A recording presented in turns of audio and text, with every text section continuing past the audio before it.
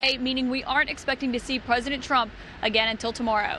Jim? Seems a lot of folks might be on the hit list. Caitlin Collins, thanks very much. Let's go to our panel now, as always, surrounded by smart people. So let me start with you, if I can, Andre Braugher. Congressman Adam Schiff, of course, he's going to go in a very powerful position as the chairman of the House Intelligence Committee, and he's now told the Washington Post the committee is going to investigate the president's handling of the CIA assessment on the killing of Jamal Khashoggi. Now, we know our own reporting, the reporting of other outlets, is that this was a high-confidence assessment, that this was directed by the Crown Prince. The president, you heard his comments yesterday saying that these were just feelings expressed by the CIA and not anything else. That's something the committee can investigate. Should the president be worried that those findings will contradict his public statements on this? I don't believe so. Adam Schiff's probably one of the most partisan individuals in Washington. He got more TV time this year than probably Anderson Cooper. And he's made no mistake that he's going to go after the president as hard as he possibly can. He's done it on Russia now for 2 years.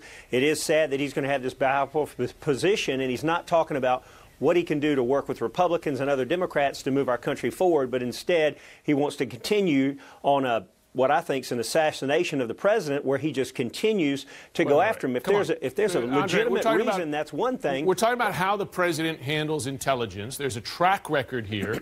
The president denied previously a high-confidence assessment from the intelligence community that Russia intervened in the election. He did it for months and months. He stood next to the Russian president and said, I believe his denial. And now we have another high-confidence assessment from the intelligence community, not a partisan organization, whatever you think of Adam Schiff here. And the president again says, I take the accused opinion over the assessment of my own intelligence services. That's the question there. Is that something that the president should be concerned about?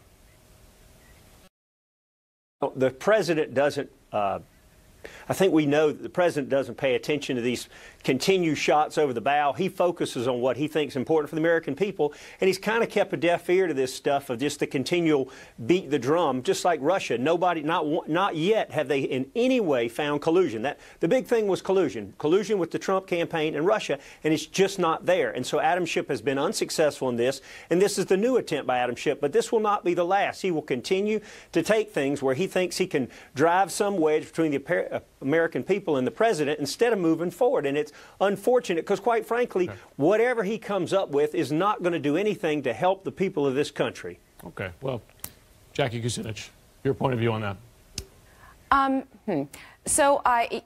Adam Schiff is someone that is going to be adversarial with the president. He is of the opposing party, and he's about to take over the Intelligence Committee, which under Devin Nunes, frankly, was broken.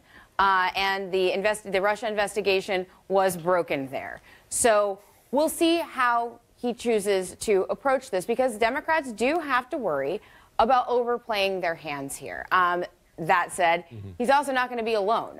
You know, if he's looking into the president's finances and the Trump Works finances as it relates to Saudi Arabia, he also has the House Ways and Means Committee is going to be asking for the president's tax returns. So a lot of Democratic House chairmen are going to be coming at the president, and he's not going to be able to, insult his way out of this. Alice Stewart, on the positive side here, in the midst of, we don't have to say it again, a very divisive partisan environment in Washington, you had the president tweet this morning, Republicans and Democrats must come together finally with a major border security package, which will include funding for the wall. We've heard the putative exchange here for some time. You give me money for my wall, maybe I'll make a deal on DACA.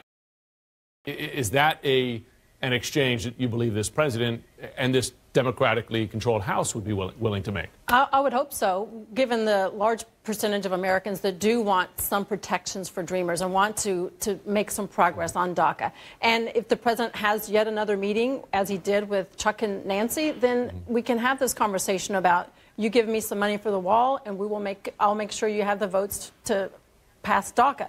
That is a good starting point. Now that the Republicans no longer have control of the House, we're going to have to start negotiating. We can't just talk about making deals for DACA and the wall. We have to actually follow through. That is a good starting point. I'm glad to see that this is back on the table, because at the end of the day, this president ran and won in large part due to his promise that we're going to build a wall and Mexico will pay for it. I always knew Mexico was not going to pay for it. But this is a good way for him to move forward on a very serious, important campaign. Nina Turner, if I could ask you, because Democrats in these midterms, many ran on the idea, say, listen, you know, I'm going to find a way forward. I'm going to work with the other side of the aisle so that we could get stuff done on issues like health care, DACA as well. That said, you know, there's a part of the Democratic base, right, who probably never wants to make a deal with this president.